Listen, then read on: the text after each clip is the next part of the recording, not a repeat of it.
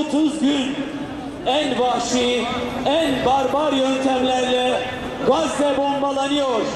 Ey dünya, ey vicdandan yoksun iktidar sahipleri, ey sömürgeci vampirler, ey medeniyet yalanıyla insanları uyutanlar, ey İslam dünyasına çöreklenen despot uşaklar, daha kaç yıl lazım size?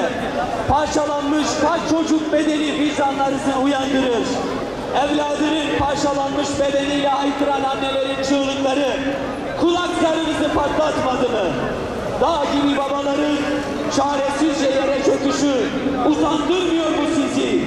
Daha ne olmasını bekliyorsunuz? Bitmedi mi kınama metinleriniz? Her yer Gazze, her yer büyülenir.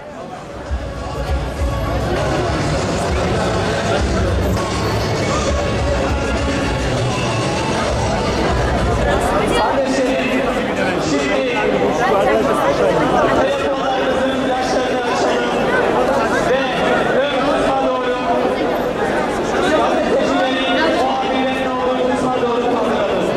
Diyarbakır'dan Gazze'ye selam gönderelim.